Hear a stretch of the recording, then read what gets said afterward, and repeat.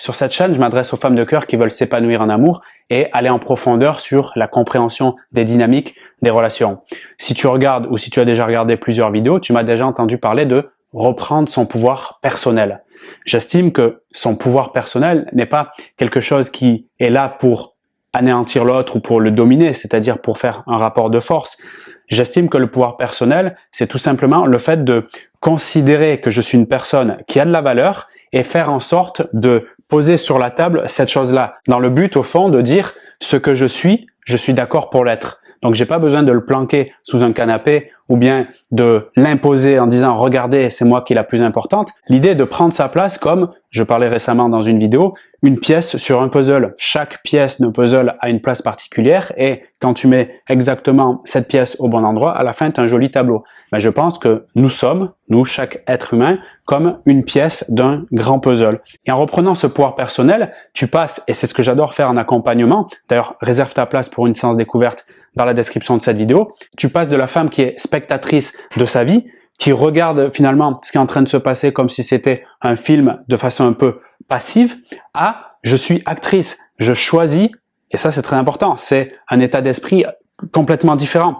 Je choisis finalement ma vie. Et quand je dis choisir ma vie, il y a plusieurs domaines, et notamment celui qui nous intéresse le plus dans les partages que je fais sur cette chaîne, c'est notre vie sentimentale. Oui, je choisis quels sont les protagonistes dans ma vie sentimentale. Et ces protagonistes-là, ils doivent coller à certains aspects, certains éléments très importants pour moi. C'est pour ça que tu m'entends aussi parler souvent, et je répéterai sans cesse cela parce que c'est le plus important pour moi, la notion de valeur, de vision, d'objectif. Quand je suis pas clair sur ça, forcément, j'aurai des relations qui seront de la même, si tu veux, signification, c'est-à-dire des relations pas claires. Dans cette vidéo, l'angle que je prends, c'est d'observer ce que on veut éviter de faire. Parce que quand tu as la conscience du comportement ou d'un ensemble de comportements qui est négatif pour toi, mais surtout pour la relation que tu veux tisser, solide, stable et durable, à partir de là, déjà, tu peux te regarder en disant, tiens, là, je sens que je vais pas sur le bon chemin et je vais m'orienter peut-être ailleurs. Et donc là, tu cherches des solutions créatives, en tout cas, beaucoup plus constructives. Et dans ce cas-là, je peux t'aider également, c'est pour ça que les accompagnements interviennent. Mais je te donnerai quand même des pistes pour que tu puisses en autonomie déjà au moins y réfléchir et pourquoi pas passer à l'action. Quand tu perds ton pouvoir personnel, il y a une notion de dépossession. Le risque immédiat de cette dépossession, parce que oui, un principe important à connaître derrière tout ça, c'est que la nature déteste le vide et elle remplira toujours, c'est que quelqu'un se saisira finalement de cette faille, parce que oui, perdre son pouvoir personnel, c'est une faille en relation. La vie, elle est ainsi faite, en tout cas la nature de la vie, celle à laquelle je crois, même si c'est pas très reluisant, c'est celle que j'ai envie de te partager ici. À partir de là, eh bien, d'une façon ou d'une autre, je recevrai dans mon expérience, j'attirerai une personne, un homme qui aura cette capacité justement de voir cette faille et de la remplir à sa façon. C'est là où tu peux vraiment trouver des relations toxiques, dysfonctionnelles, ce qu'on veut éviter par-dessus tout. Donc prends bien conscience de ces éléments et demande-toi comment je peux finalement retourner la vapeur. Ceci étant dit, voici la première façon de perdre complètement son pouvoir personnel, c'est la peur d'exprimer sa vérité, la peur de ne pas communiquer ce qui est vrai pour moi au moment T. L'idée, et là c'est très important, c'est déjà la solution que je te propose. Pour sortir de cela, ça demande de, un, bien se connaître et deux, développer son assertivité. Parce que le but, c'est pas communiquer ma vérité dans un mode agressif, sinon là, on rentre dans les personnalités qui sont très vindicatives, qui effectivement sont sincères, authentiques, mais qui n'ont que faire de l'émotion ou de ressenti que l'autre va vivre au moment d'exprimer sa vérité. Ça amène des phrases du type « tu me saoules, tu me respectes pas, ça se fait pas de faire ça », etc. Une communication qui est très éloignée, par exemple, de l'approche de Marshall Rosenberg, qui est une communication non violente, qui celle-ci, très intéressante, prend énormément, et je trouve que c'est une approche, en tout cas qui me plaît beaucoup, en considération l'humain en face et donc ses besoins, ses ressentis, ses valeurs, finalement son monde intérieur. Donc la peur d'exprimer ta vérité, si c'est quelque chose que tu expérimentes dans la durée, fera à tous les coups une relation dysfonctionnelle et déséquilibrée et au fond t'amènera à être repoussante pour l'homme de ton désir. Donc tout ce que je vais te partager d'ailleurs comme ce point-là, si ça te parle, c'est-à-dire si quand je les partage tu ressens quelque chose qui te touche, c'est génial, ça veut dire que c'est sur ce point-là en particulier ou cet ensemble de points qu'il va falloir, selon moi, mettre l'accent pour inverser la tendance et te sécuriser à ce niveau-là. Donc 1, la peur d'exprimer sa vérité. La deuxième façon de perdre ton pouvoir personnel, c'est d'attendre. T'entends bien le verbe que je viens d'employer, attendre qu'il te contacte, attendre de recevoir son SMS, son appel, qu'il fasse une proposition de rendez-vous, attendre. Alors oui, c'est plutôt ancré dans notre culture que c'est à l'homme de faire sa proposition de mariage, de s'engager dans une relation. C'est vrai qu'on a l'habitude que ce soit l'homme qui fasse la démarche.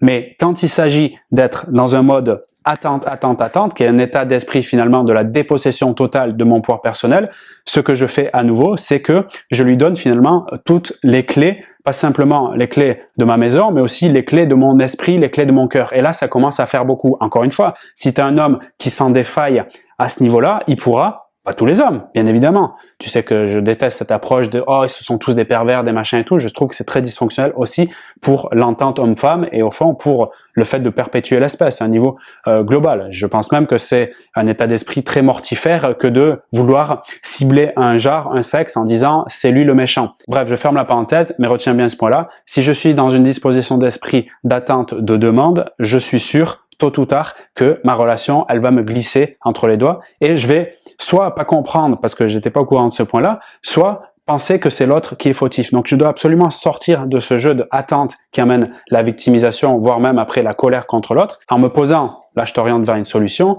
la question, comment je peux faire pour prendre les rênes de la relation? Qu'est-ce que je peux faire qui, en le faisant, me donne le sentiment d'avoir plus de maîtrise? Oriente-toi de ce côté-là, tu verras, ça va déjà t'aider à retrouver plus d'énergie, de confiance et donc finalement de pouvoir de séduction.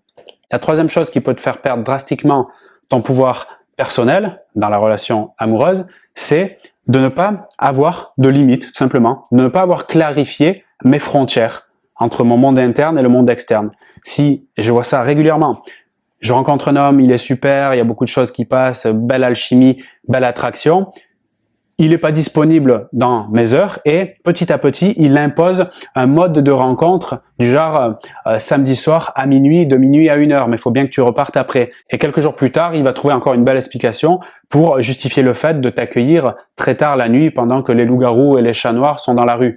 À un moment donné, si ça devient récurrent, c'est-à-dire si ça dépasse 3, 4, 5 fois et que tu acceptes encore et encore alors que à l'intérieur de toi, et c'est là la clé, tu n'écoutes pas les sensations, les émotions et les ressentis que tu as quand tu fais cette action, c'est-à-dire je convoque pas mon système émotionnel. Je rappelle que le système émotionnel est lié au système de valeurs. Finalement, quand je suis bien, c'est-à-dire que je nourris mes valeurs. Quand je suis pas bien, c'est-à-dire que je suis à l'opposé de mes valeurs, c'est-à-dire de ce qui est important pour moi. C'est la boussole la plus simple à comprendre.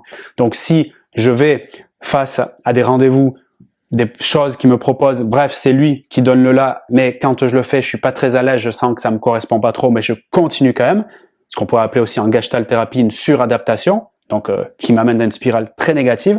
À partir de là, eh bien, à nouveau, je perds mon pouvoir personnel, je lui donne, et là, monsieur me mange à la sauce qu'il veut. Terrible. Ok? La quatrième façon de perdre son pouvoir personnel, encore une fois, très courant, mais si j'en ai pas conscience, eh bien, je risque de continuer à le faire sans me rendre compte du déséquilibre que ça crée dans notre relation, c'est de stopper, mais littéralement stopper, quasiment définitivement dans certains cas, les activités que j'ai dans mes autres domaines de vie, soit mes hobbies, les sorties, les amis, la famille ou les choses comme ça, que je peux visiter le week-end ou après mon travail, de stopper toutes ces activités qui me nourrissent, je précise, pour cet homme. Quand je dis pour cet homme, et on revient, tous les points sont liés, au fait de mettre en pause, en fait, ce qui m'anime pour aller le voir, pour prendre quelques heures au téléphone. Oui, de temps en temps, ça peut être très utile, voire même indispensable, surtout quand il y a une relation à distance et quand on n'a pas l'occasion de se voir. Effectivement, il y a des contextes spécifiques où ça peut être important.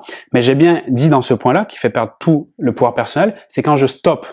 Stop, ça veut dire j'arrête mes activités qui m'animent, je le répète encore, au profit de la rencontre de cet homme ou des moments passés avec lui. Encore une fois, c'est une histoire de discernement.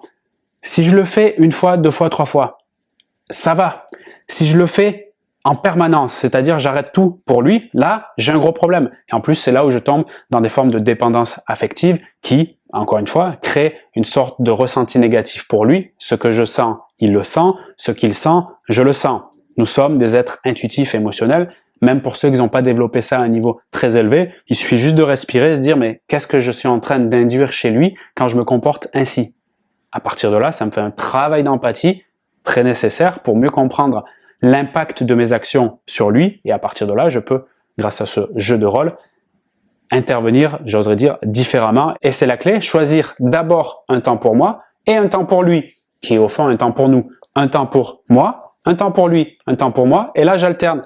En faisant cela, il se dit, elle a une vie. Ça paraît con de le dire comme ça, mais le simple fait qu'un homme, surtout un homme de valeur, un homme de qualité, je suis sûr que c'est celui que tu vises, voit en toi la femme qui fait des actions qui la nourrissent, forcément dans sa tête, il va se dire « Ah, il y a quelque chose qui se passe, il y a du contenu, il y a de la valeur ajoutée. » Et oui, un homme, tout comme une femme, aime avoir le sentiment, s'il veut se mettre en relation dans la durée, que la femme qui a son contact le porte vers le haut. N'est-ce pas ce que tu veux toi également, qu'un homme te porte vers le haut? On est pareil sur ça. Ok.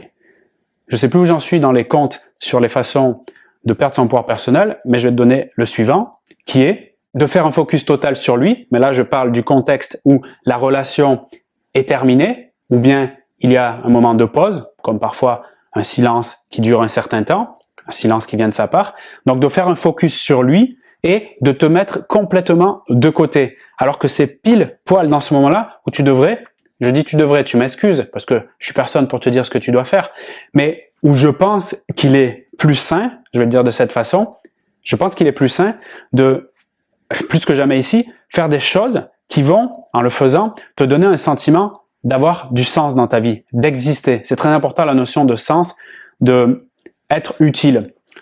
Il y a un passage dans la Bible qui dit « Là où il n'y a pas de vision, les peuples périssent ». D'accord?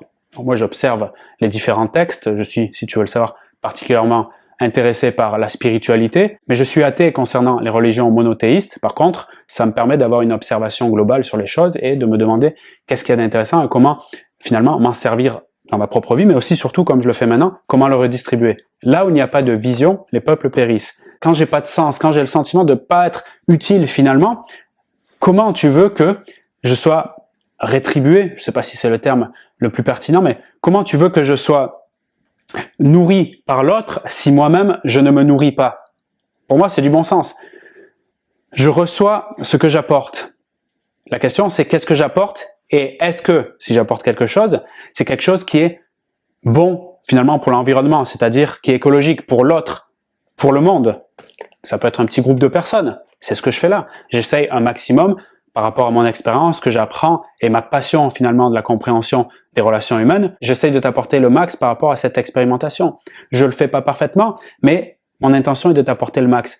Demande-toi comment tu peux apporter le max dans ta propre vie également. Je te garantis qu'en faisant ça, ton pouvoir personnel, tu le reprends immédiatement et là, tu deviens séduisante et tu n'as plus besoin d'aller courir après qui que ce soit. Voilà, c'est le partage que je voulais te faire. Les façons donc de perdre son pouvoir personnel qui ont été, il y en a bien sûr d'autres, mais pour moi, c'est les plus importantes que je t'ai partagées ici. Et également, quand tu réfléchis en termes de solutions, je te recommande, première étape, de te regarder en face et de te dire qui est cette personne. Donc, connaissance de soi, revalorisation de ton estime personnelle et aller au-delà vers la compréhension des dynamiques homme-femme, communication authentique. Pour moi, ça, c'est non négligeable, c'est-à-dire exprimer ta vérité. Sinon, d'une façon ou d'une autre, tu retombes dans des jeux de manipulation, des jeux psychologiques, des triangles de Karpman, bourreau, sauveur, victime. Et là, ça peut durer des années. Regarde autour de toi les couples dysfonctionnels. Je suis sûr que tu en connais. Donc, c'est terrible. Je souhaite ça à personne. Quand j'étais petit, j'observais ça de mes parents en me disant, c'est la phrase que je me répétais tous les jours, il n'y a pas moyen que je devienne comme eux, je vais tout faire pour sortir de ça. Et la voie de sortie de ça, en fait, c'était la considération de soi et des autres, tout simplement. Ça s'apprend. Si tu veux qu'on le fasse ensemble, réserve ton appel découverte, il est offert dans la description de cette vidéo. Je me ferai un plaisir d'écouter ta situation, de la diagnostiquer, de te proposer un accompagnement sur mesure. J'ai plus qu'à te souhaiter une très belle journée, une très belle soirée, et je te dis à très bientôt. Salut!